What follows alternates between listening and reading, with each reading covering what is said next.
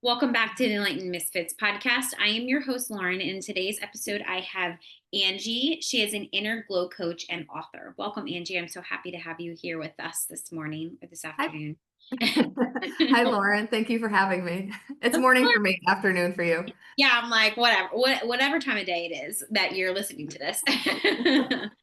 So, kind of tell us a little bit about who you are and a little bit about your journey and maybe a little bit how you kind of got to be the inner glow coach. So, who I am now, I am an inner glow coach. I help high achieving women transform from chasing and performing for love and approval to being naturally confident from within, to finally feel happy, free, and love for who they are. I'm also the author of Running in Slippers. It's a memoir that covers about a 5 year train wreck period of my life. And it's extremely vulnerable. And the reason I wrote it that way is because I feel like we tend to hide behind edits and filters on Instagram and also in real life. We pretend like everything's okay, but the truth is, life is really hard, and I don't feel like we're talking about it enough. So, the entire goal of the book is to connect through vulnerability. And like many people, I didn't just arrive here. There is a whole backstory behind it. And it starts in my childhood. I grew up in the short version of it is my parents were very emotionally unavailable. And as an adult, I understand what that means and I understand why they were the way they were. But as a child, I didn't have the tools to make sense of that. So the way I interpreted the situation was I thought that I didn't deserve to be loved. So that was a limiting belief that I developed early on. And as you're probably aware, your limiting beliefs dictate your behaviors, and then your behaviors are what draw in your life experiences. So I struggled for a really long time in my life because I was the one who was chasing and performing for love and approval. I was totally a people pleaser. I overachieved, but in a dysfunctional way, because again, it was because I wanted that thing. Like if I was overachieving at a job, I wanted the title to be part of my identity. And I was, always working and performing for external validation, basically. And I was never happy or fulfilled. It was exhausting, yet I didn't understand that there was a different way to live. And even if I saw glimmers of maybe there was a possibility, I didn't know how it was possible for me. And so I lived that way for a very long time. And in 2017, my boyfriend broke up with me, and then my dad passed away. And at that time, I was 37 years old, and I had spent 37 years running away from my feelings and just trying not to feel anything. And I was in this situation where the grief was so profound that it was impossible to run away from my feelings. So I was in the situation where I'm just feeling all these really heavy feelings, but I didn't have the tools for emotional regulation or anything to really cope with it. So I basically just felt like a zombie for a very long time until I finally was like, okay, I'm tired of living like this. Something needs to change. And I was living in Chicago, and I decided that I wanted to move to Hawaii, which I think was well intentioned in the sense that I was trying to be happy and do better with my life. But it wasn't well intentioned in the sense that I was still searching for things outside of myself to be the thing that made me happy, because I was thinking, oh, a change of location will be the thing that makes me happy. And so I moved, and you can't move away from your problems. So I still had all of my old problems. And then there was a new set of problems that I was presented with. So, for example, this was in 2018. It was before remote work was the trendy thing to do. Yet my job was very generous and allowed me to keep my job and work remotely. However, right when I moved, there was this huge management shakeup at work that threatened my role. So the first year that I lived here, I lived in constant fear of losing my job. And I didn't really feel like there were many other opportunities available because remote work was not a thing at that time. And then I had a really hard time making friends, which felt very lonely and isolating, especially since any friends that I did have were thousands of miles away. And then the other major thing that happened when I first moved here is I bought a condo immediately to prove how committed I was to the decision and that I was all in. But then a shared pipe in my building backflowed into my bathroom sink and I wasn't home. So my entire brand new condo flooded. So those things happened right off the bat. And then there was a period of 2 years. It was like thing after thing after thing. Like my grandma died. I don't know, it was just a whole series of events. So it was like I was searching for all these things outside of myself to make me happy, yet all of these things outside of myself were unraveling. So I started unraveling internally, and then COVID happened. So I don't think I have to explain how that exacerbated the problem. And then I was involved in a romantic relationship during COVID, and then that ended in betrayal. And honestly, that was just the straw that broke the camel's back because it was like, a human being can only take so much. I think we've all been in a place where it's like, I can't take this anymore. But on top of that feeling, I just had this feeling of sheer hopelessness because, my entire life had been, it had felt very loveless, it had felt disappointing. And I honestly didn't even see any hope for the future. So it was in October 2020. I intentionally overdosed on my anxiety medication and I spent a day and a half unconscious in my bathroom. I was blacked out, but I somehow managed to text a friend and she took me to the hospital. And I spent another day and a half in the hospital. And when I was released from the hospital, I had been like out of pocket for 3 days and I turned on my phone and I had a bunch of texts, but one of my friends was particularly worried about me because she had a workshop and I was supposed to go to her workshop and I didn't show up. So when I got home, I called her and I told her everything that happened. And I ended in saying, I can't believe I didn't die. And her response was, it's not your time. And that was so profound to me. And in that moment, I realized that I felt like I did have a purpose. And so in that moment, I decided that I wanted to get help the right way and actually change the trajectory of my life and actually get help and start living in the right way. So that was like the big turning point for me. Wow, thank you for sharing all that. I'm just like when I'm listening to you, I'm like your journey kind of mirrors a little bit about my journey. I tried to do the same, tried to move, I should say. I went back in 2020. Was it 2020? 2021, something like that. It was after COVID. And that very shortly changed because of my ex-husband and custody and all of that stuff. I knew it was kind of like, this isn't happening forever. Let me just try it anyway, Yeah. but the one biggest thing that you said was betrayal. And I feel like recently, I also had another experience with betrayal. And I feel like, can you speak a little bit more about your journey with betrayal? Yeah, and it's funny because I did like glaze over that, but it was actually, I felt like a significant event, mostly because my childhood wounding with my parents being emotionally unavailable, like they were physically there, but they emotionally were not. So, but I still had abandonment wounds. And again, your limiting beliefs or your beliefs in general like attract these experiences into your life. And so I always had like I remember like my first boyfriend in high school ghosted me and that's like way before like I went to high school in the 90s, so that was way before the term ghosting was even a thing or before even people started talking about it. And so I remember because people weren't talking about it, I just had a lot of shame around that. And then I somehow would always attract these people who I honestly don't ever remember having a, maybe I could think of one person, but like most of my breakups like ended in ghosting or abandonment basically. And so, and also most of my relationships were also very unhealthy because I would get involved with emotionally unavailable people because that was familiar and comfortable to me. But anyway, this relationship during COVID, how it started was at the beginning of COVID, everything was closed. The beaches were closed, the parks were closed.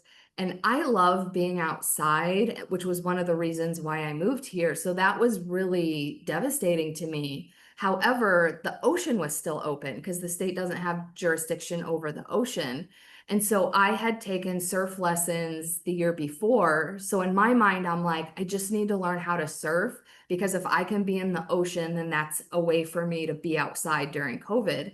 And Right. so even though any water activity businesses were closed, again, the ocean was still open. And so I had that surf instructor's phone number. So I texted him and I was like, hey, can you give me lessons during COVID? And he was down. So we started having lessons, and he was married, but his wife was originally from New Zealand. And initially, when we first started surfing, he said she had just moved back to New Zealand. And the reason he gave me, it made sense at the time, but it was like because of COVID, because it was safer for her to be there or whatever. And it made sense. And then as we started surfing together, we became friends, and he confided in me that they were actually separated and that when she came back, they were splitting up and moving on. And so again, this is COVID, so I'm not spending time with my other friends because, all the fear propaganda was basically like stay inside your house all day and don't talk to anyone, don't be around anyone. So it like ended up being the situation where I was spending every day with him, and he became my best friend, and then it turned romantic. And again, like he's telling me they're separated, it's fine, whatever. And then so it's like 6 months of rainbows and unicorns. And this relationship, even though it was short, it was special for me because he was like one of the first people in my entire life. He accepted me for who I was. I felt seen, I felt understood. And so, and again, like I hadn't received that from my parents. I hadn't received that from a lot of other romantic relationships. I didn't even really receive that from friends. So even though it was short, it was very special to me. So anyway, his wife came back and he's like, "Oh, by the way, we need to be married on paper for 2 more years so that she can get her green card." But yet he still wanted to have a relationship with me and basically have me be his side chick while he's still married to her. So I was devastated. Also, another part of this betrayal is when we had the conversation where he's like, I still have to be married to her on paper. He was like, I never used the word divorce. Like when I was like, what are you talking about? You told me you were getting divorced. He was like, I never used the word divorce. And it made me realize he intentionally did not use that word so that he could throw it back into my face. So it was just, Right. yeah. So again, like it's like this person who like loved and accepted me for who I was, like ended up totally betraying me because he was withholding information, which is actually a form of dishonesty, even though he didn't outright lie, but he knew what he was doing. And I just felt so betrayed. And I think betrayal wounds are harsh, like, because that took me a long time to get over. Yeah, I specifically, the only reason why I asked you about that is because specifically, I feel like even myself lately, and it's some of my clients too, and anybody listening to this, I don't think people realize how one situation could be from childhood, like your parents simply, you just thinking, oh, my parents were emotionally unavailable. But that actually triggers other things like you to Yes. attract people like that, which I mean, the deepest, what I've noticed, and maybe this is wrong, I don't know, but from me, from my perspective, I realized that like I would attract narcissistic mentors. And I kept saying to Mm, myself, why does this keep happening? Like, I'm talking to the point that I thought we were friends. Yeah, I would pay them, I would finish the contract, whatever. And then all of a sudden, I would find out something horrible. And I'm like, what the fuck? What the hell was that? And then I'm yeah. like, and it would happen repeatedly, like every single time I would hire. Thank God I cleared out that cycle and that pattern because my now mentor is not narcissistic, totally different. So she's going to listen to this and be like, wait a second, are you talking about me? No, I'm not talking about her. But I brought this to her attention, and I said, her and another mentor that I eventually like, I is in the community too, that she's helped me work through some of this. She was like, it's your betrayal. And I was like, what are you talking about? And she was like, even though, um, and I feel like I want to talk about this, and hopefully it's not too uncomfortable and vulnerable for you, but I feel like a lot of people don't even realize that they've attracted this. This is a pattern. They've just thought, oh, I just have bad relationships. And it's more of like, no, it's like these people, they see your betrayal wound, or they see your wounds, and that is what they attach to keep you in this cycle and this pattern of, oh, I can manipulate them. Oh, they can't see me, because we really can't, like, because we're like, we have blinders on because we're not looking through that wound at them, right? Until it's brought to your attention that you're like, I'm never doing that again. But it kept happening for me. So I just wanted your perspective on how, because both of my parents were very unemotionally available too. So I always wanted to the people pleasing. Oh, I can save this person. Oh, I can, like, horrible, like, to the point that I think I was even addicted to people that had all these issues. Like, I Yeah. can Oh, save them. And I'm like, now looking back, I'm like, holy shit. But that's also gave me a huge experience and huge perspectives on like what I know now and like what I can help people with. So yeah, I feel like every situation, even in my business now, it's always been backed by betrayal. If it was a friend, if it was somebody mm. stealing something from me, lying to me, making me feel like I was less than, not lovable, not worth, like, it's all back to that one betrayal wound, which I was like, that I just had that realization like 2 weeks ago.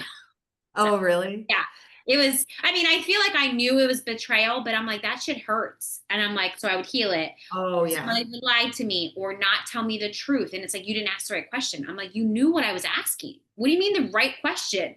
Like, me to basically tell you, like, Yeah. this is the proof. This is what you have. This is what I know.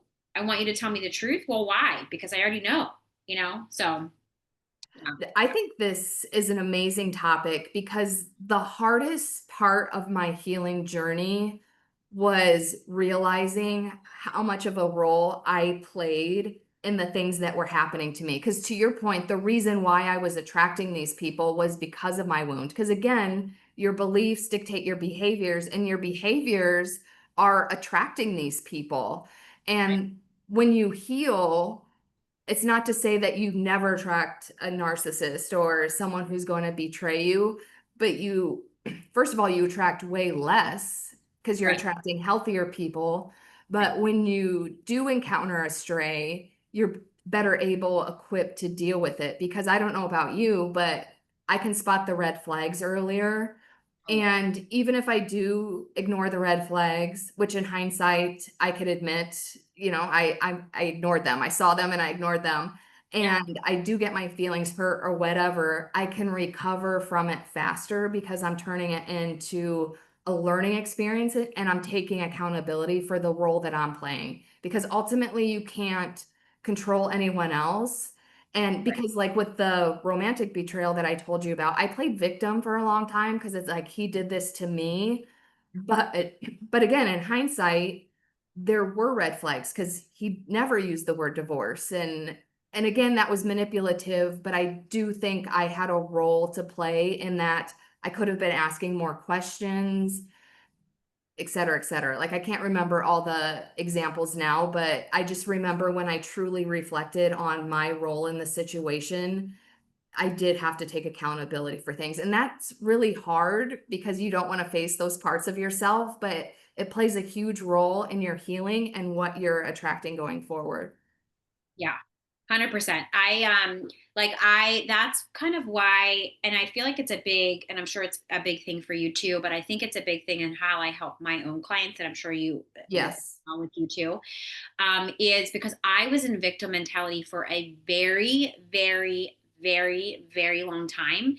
And people are like, Lauren, how can you be so open about that? I said, because I'm self aware. I lived it. Yeah. Like, why would I not tell people that, like, okay, so you're 37 or you're 40 or you're 50 and you lived in victim mentality your whole life. So what? So, like, you are now able to look at it, or you're able to look at yourself. And that also is a superpower, I feel like, for me and a lot of other people, because nobody could call me out on my stuff because I already called myself out. Like, Yes. I already said, stop being like that. You need to stop being so egotistical. You need, like, when, like, even like now when my husband says, well, that was like egotistical, and I'm like, yeah, that sounded really selfish or whatever, like, um or whatever it is. And I'm like, yeah, I guess, when he had said the other day, we had just had to put our dog down last Friday, and he said, grieving is like the most selfish thing that we could do. And I was like, what are you talking about? And he was like, no, it's like a good selfish. And I was like, I'm still not following. Like, I Yeah. still don't understand. But what he was saying is, like, when you grieve, you have to be selfish. And I feel like that kind of goes along with, getting through your ego. It's like working on yourself, loving yourself. The society looks at it as selfish. He was more telling me that, like, we Mhm. have to be more selfish a little bit, why we're grieving, because I mean, like, loss is loss. It doesn't matter what it is. It could be a job, it could be a relationship, a dog, a family member. And it's like, I realized through just my own grieving journey, like right now, that I didn't do it with my grandmother. I didn't do it with my grandfather. I didn't do it with when I lost, I didn't grieve correctly, or I just threw, my divorce underneath the rug. And it's like, I had to grieve and I didn't. Same thing with, like, just through all three of I want you to share a little bit more, if you're open to it, about your near death experience. But Yeah. I've had three self inflicted near death experiences, and I literally just went along like it never happened. Like, I Same. learned what I needed to learn. And then it came to a point that it was like a year after that it kept showing up. And it's like, I needed to kind of figure out what that lesson was. I mean, I'm not saying harp on it. I'm not saying talk about it a lot, but people here and there will ask me about my near death experience. And I realize I've learned so much just from those three experiences without anything else, and I Agree. realized, wow, I need to take the wisdom from that and, like, move on. So, um, with yours, what was kind of like the biggest raw truth that you have learned from that experience? Oh, that's a good question because no one has ever asked me this.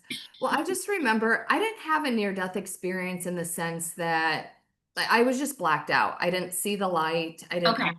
I Well, didn't no, have, I was just saying, like, your yeah, experience. Sorry. but Like, you're no, just no, that's okay. yeah. But afterward, there was a period of what I would say of about 2 weeks Mhm. where, and this is why I firmly believe I almost died, there was no veil. Like, I wasn't sleeping yet. It felt like I was dreaming because it's like I could hear voices. I was like sensing things. And I guess it was just the realization that, because I had always been intuitive and I had like believed about like the other side, so to speak, but Yeah. it wasn't until I really saw it and experienced it that I like realized how close we really are at any given time. And the gift for me in that was learning how to develop my intuition, because I knew I was intuitive before, but I would always ignore my intuition. But that's when I really started to take it seriously. And another byproduct of that is I became a lot closer to my dad on the other side, because when he was alive, we were not close. So now we're like best friends because I have that constant connection to him. Right. And I love that because I feel like a lot of times death is looked upon as like the end, like you never have any connection to that person ever again. But the way I look at it is you still have the connection, it's just different. And in my case, it's actually better. Um, Right. so that was, there's so many things that I took away from that experience, but that's probably the biggest one. Okay. Yeah. Thank you for sharing that. Because I feel like I don't know the statistic. I know it's very high that people would rather die than get up on stage, and I'm like, what the fuck? Like, what? Yeah. You'd rather I, not physically be here and then to just get up on stage? Like, well, I need to now, after this podcast, I'm gonna look at that statistic, because I think it's insane. It's just insane to me that people, but it's true. And I guess it's society. I mean, I feel like there's probably a different percentage right now, but more people are waking up to the fact that, like, there is it's not, it's just a different dimension. It's just, they're not yeah. here anymore. And it's kind of hard, especially, I had a client go through this recently, that she didn't realize that her grief was the one that, like, was holding her down here. With She's like, I can't connect with them. She wanted to connect with her mom, and I just said, well, we have to work through your grief. And she was angry. She was through the state, like, through the process of anger, not at me, but just Yeah. angry at herself, angry at why couldn't she stay longer. It's a process. It's the process of, like, one of the processes of grieving. And finally she's like, oh, you've been saying this all along. And I'm like, well, yeah, that's okay. Just because I say it doesn't mean it's true, and you have to go through it. And I feel like when we get stuck in this grieving period, or grief, or shame, or any of those lower vibrations, I feel like that keeps us like so weighed down that we can't just ask or listen, or, like, connect with the other person, even though they're not physically here. That's one thing. That's just our humanness wanting to be attached to that. But it is very enlightening to realize that, oh, I can just talk to them and they're not suffering, or Yeah. they don't have all of their humanness that's tying them down, or maybe it's even healthier in your case too. So I feel like it's Yeah. definitely a message for a lot of people that, to try to connect with loved ones, because even if they're not here anymore, it might be healthier. It might be actually the answer that you need. So thank Yeah, because that was the thing about my dad when he was on earth. Like, he was an alcoholic, he was depressed. Again, he was emotionally unavailable, Yeah. but that's not who his soul is. So now when I see him, I'm communicating with his soul. So it's a completely different experience. Yeah. Yeah. I don't think people realize that too. Cause I mean, like, it's all the other baggage that, that comes with it. Yeah. And it's like, humans just can't like wrap their head around, well, why is it so different? It's because they leave their human body and their ego here. It doesn't go with them. Yeah.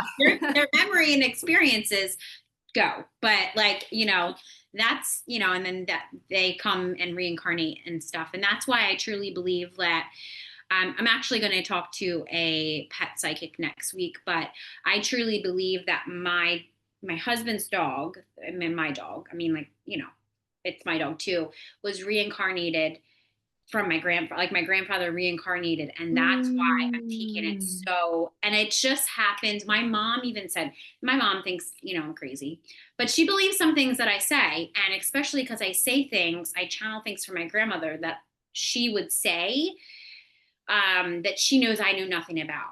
Yeah. Same thing with my daughter. Like, we used to call my grandmother Bernie and Howard. Well, Howard's my grandfather and Bernie is my grandmother. Well, my daughter's 5. She never knew either one of them. So she was going to kindergarten last week, and she said, tell Bernie and Howard to watch over me. And I, like, almost got in an accident. I was like, what did you just say? Like, it was just so crazy. And I said that to my mom, and she just looked at me and she would just smile. Like, she's probably thinking, what the hell? Like, she just says, like, stuff like that. So when we had to put my dog down last Friday, which was this past Friday, it was the anniversary of my grandfather passing. And my grandmother, or Mm. my mom had said, oh, this is, I think she said 10 years, I don't know, whatever years since your grandfather passed away. So I know that that was just kind of like, oh, wait a second.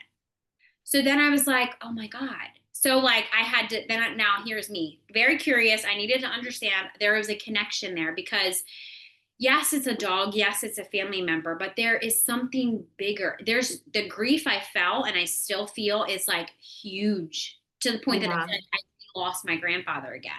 So, or my grandmother, I don't know. It was one of them. So I'm like, I feel like, just, I guess what I'm saying is to be curious, and what you said to that fact of just staying curious, to be able to figure out, does this resonate? What's my lesson? What do I, like, what do I have play a part of this really can, I'm sure you would agree, crack open Yeah. like a new path for you. Oh, for sure. And also, when my dad died, I went to a psychic medium because I first of all I felt very guilty Mhm. because we had barely talked in the 10 years before he died, and Oh, I felt like I was such a horrible daughter. I was blaming myself, and I went to this psychic medium, and she was like, he understands. He understands why you took a break from him. He forgives you. So I think it can be very healing to, even if you're not able to connect yourself, to go to someone who can.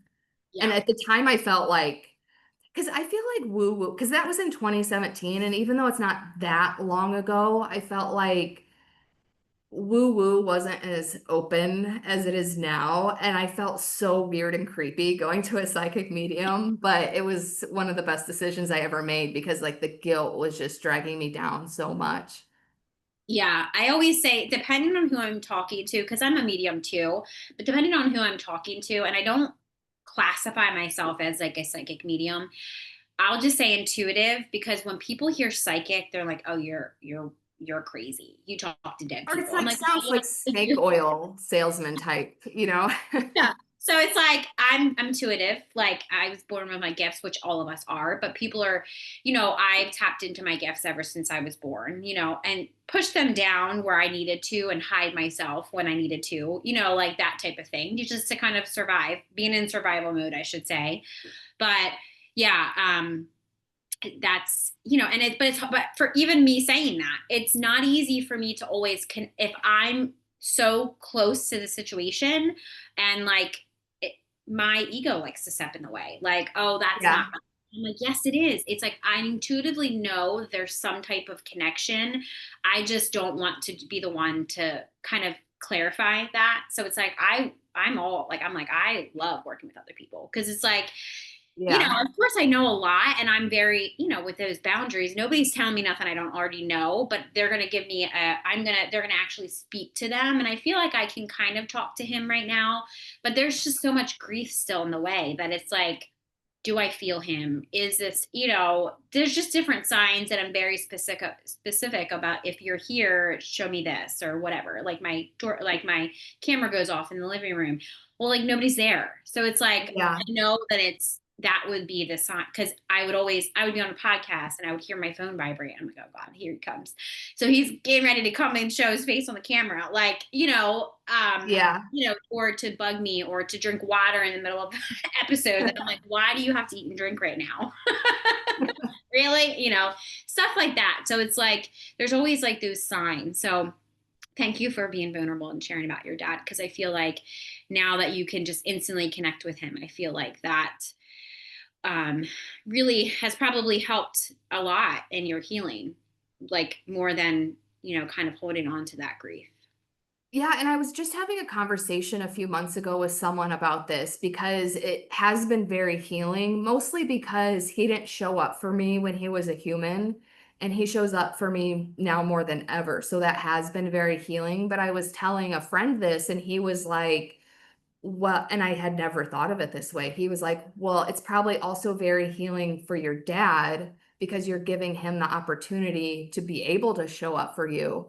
And Right. I thought that was so beautiful. And I had never thought of it that way. Yeah, that is actually, I don't think I've ever thought of anything like that. Yeah. But I love That that, is, don't you? yeah. I'm like, I do love that because I feel like, gosh, there's so many people, that my best friend, crossed over when we were young. And I'm very grateful that she's reincarnating into my daughter sometimes. But like, just like different like scenarios like that. And a lot of people don't believe, but there's so much stuff. Like they could ask her different stuff. Like a couple of my friends didn't believe, her own mother didn't, like her mom that she had on earth this time is still alive. She would ask her random stuff and Lily, my daughter, would answer her. And they'd be like, what the hell?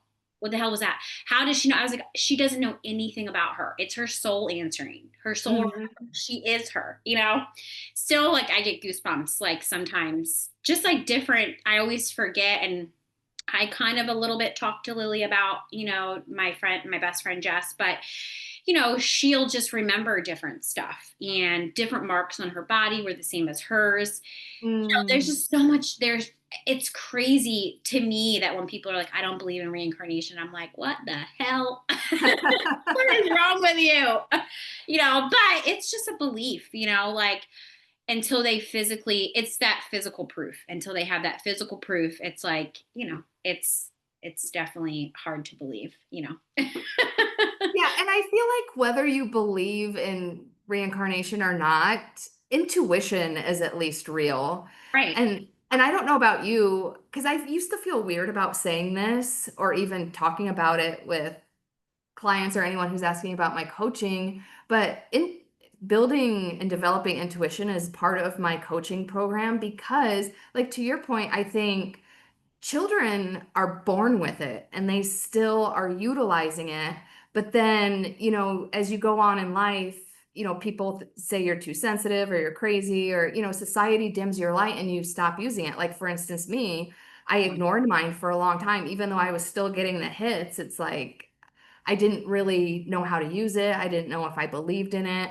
But then once I was reconnected with it, it's magical. And the thing is, it's you. So it's like built this level of self-trust that I didn't even know it was possible. So it's like so magical and powerful. And I don't think most people are even using it to the full extent of what they can. So I love teaching people how to tap into their intuition and plugging into the magic. Yes. Yeah. I was gonna say I try my best like to what is the word? Conscious parent my daughter. She's not a very gentle child. So like when it comes to me, over everybody else, everybody she's like an angel. And I'm like, okay. So, but I feel like, she's very strong-willed, and I don't want to take that from her because she's going to need that in this world. But she is very good at listening to her intuition. And I just watch her and I'm like, I just always tell myself I'm going to be the parent that I always needed, Yeah. when I was younger, even if it kills me. Because sometimes I'm like, oh my God, you're stubborn. And then it's like, it's just a reflection of how stubborn I could be. Yeah. Mom. So it's like, she obviously has other DNA, but, for the most part, I'm here, like she's with me. So it's like, I only can blame myself. Good and bad, but it's like, yeah. The other thing I wanted to talk about was when you say how why success without self-love feels empty. Can you kind of explain to the listeners what that means for you? Yes, because I was always chasing and performing for things outside of myself. And on paper, I did look successful. So, for instance, I had a corporate job that, I was well paid. I would consistently move up the ladder. I ran marathons. I would always perform very well in the marathons, et cetera, et cetera. But then the problem with that was my identity was wrapped up in those things outside of myself. So if I got injured and couldn't run, or if I didn't get the promotion, it was devastating for me because I didn't have an identity within myself. So it was like through my healing journey that I developed my identity and I realize that I'm worthy just as I am. And yeah, if I run a marathon and do well, if I get promoted, that's nice, but that doesn't define who I am. And the reason that's so powerful is because when your identity is dependent on things outside of yourself, then you're constantly on this roller coaster and getting pulled in different directions.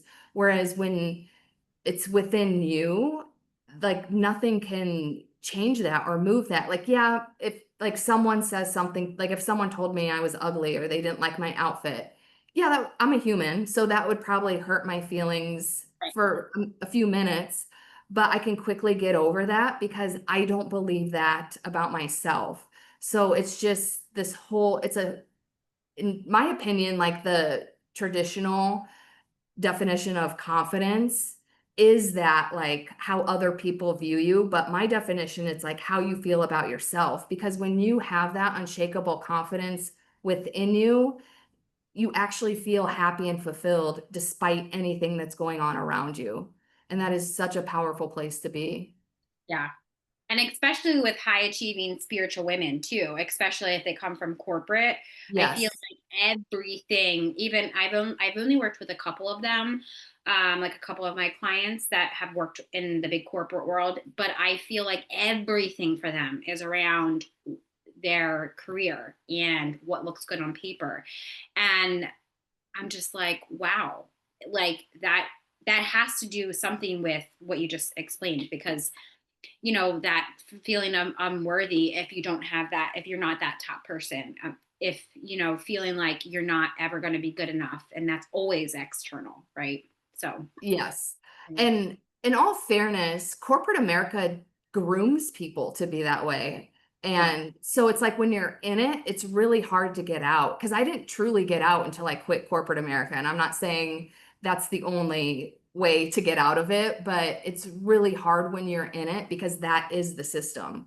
yeah, yeah, it's very, I was gonna say, it's very like masculine, very Oh, like, for sure. do, and that, like, I mean, sure, it works for men, like, but not women. I mean, I feel like there's some balance. I feel like now there's more awareness around it, but I And I feel, would even argue, even though it is masculine and I do think men thrive on doing, I think corporate America is also unhealthy for men because it's just so, I don't know, that's a whole separate subject, but yeah.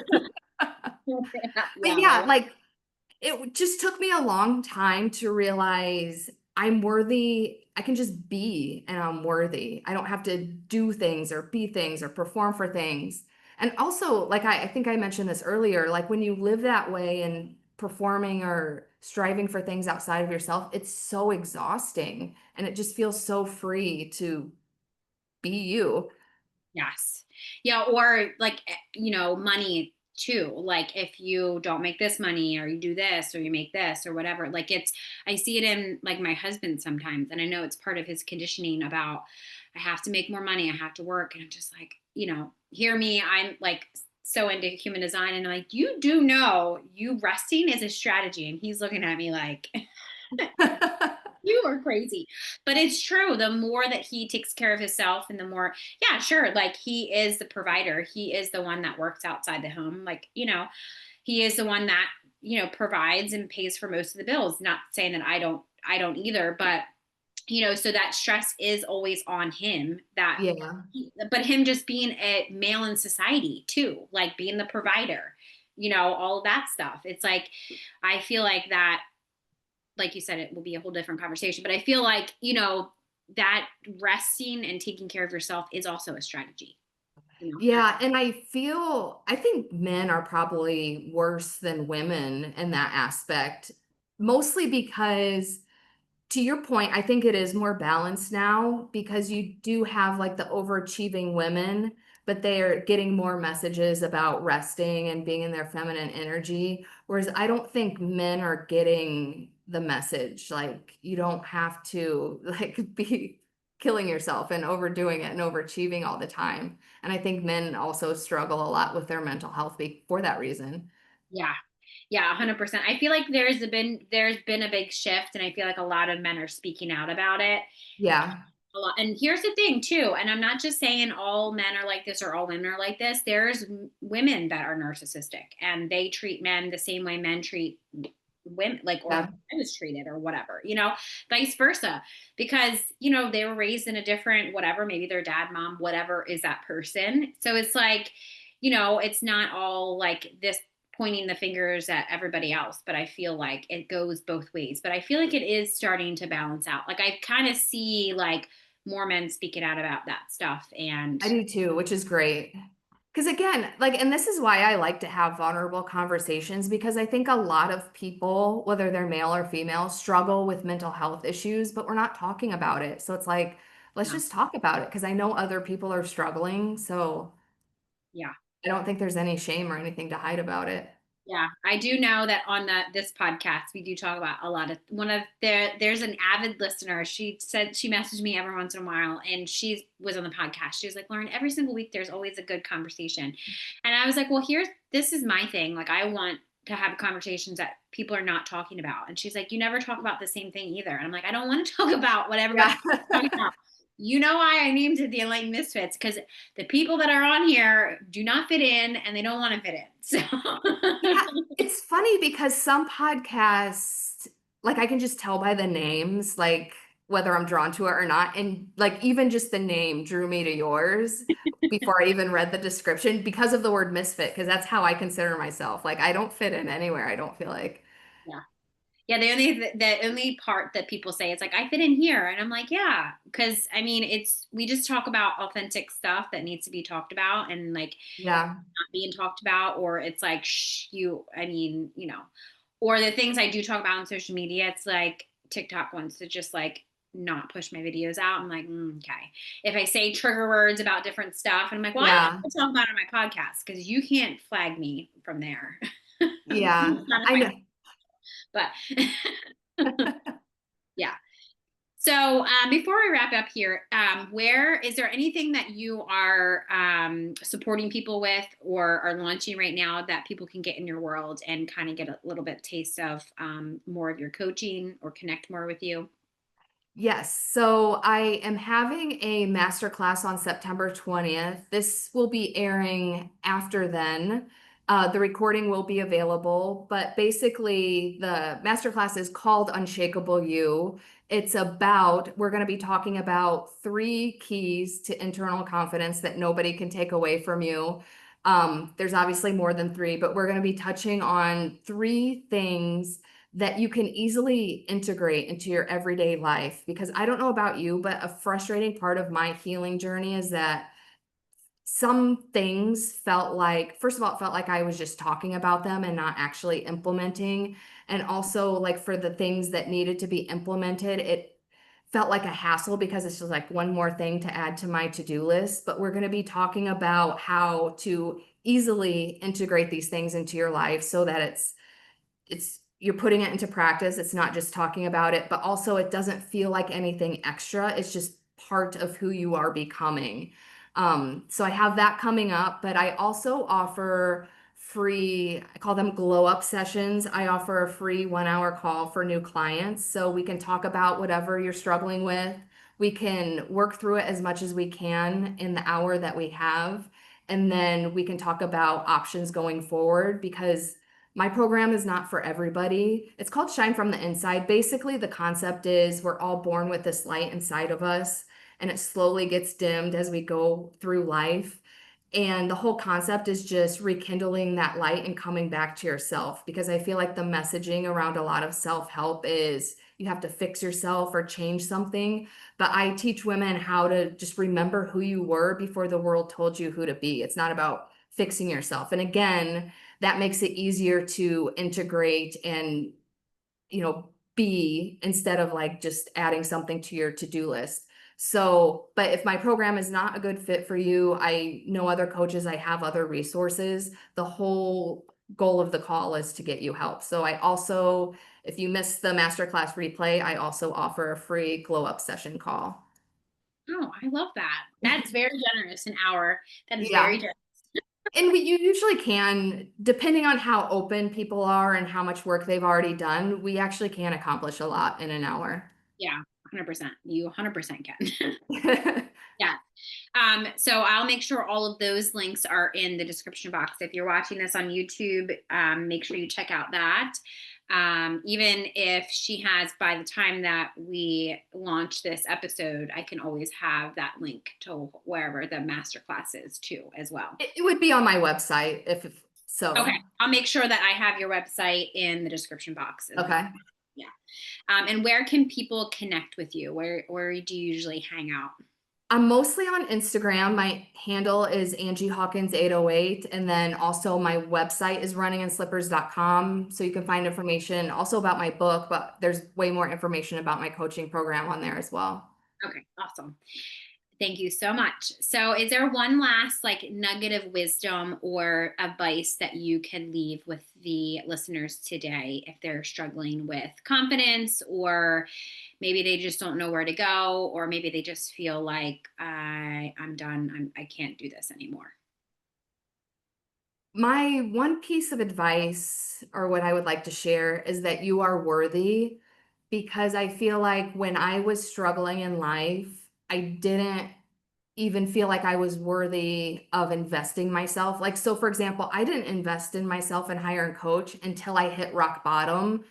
And by that point, it was a necessity to survive. And the reason I waited that long is because I didn't really believe that I was worthy of getting the help and investing in myself. And I think a lot of women struggle with those thoughts. So that's another reason I share my story, because I don't want you to get to rock bottom, because number one, I would not wish that on my worst enemy. And number two, it's a lot harder to pull yourself out of there. So you are worthy. And again, that's why I offer the 1 hour call. But even if you don't get help with me, there's plenty of options this day and age. So you are worthy of getting the help you need, because there is a way to live a happy and fulfilled life. Yes, I love that so much. Well, thank you so much for joining us on today's episode with Angie Thank on you, the Lauren. Misfits podcast. If you enjoyed today's episode, don't forget to subscribe, leave a review, and make sure you check out her website and go follow her on Instagram. And share this episode with somebody that you feel that would gain knowledge from listening. Stay tuned for more captivating conversations in the future. I hope you have an amazing rest of your week, and I will see you next week.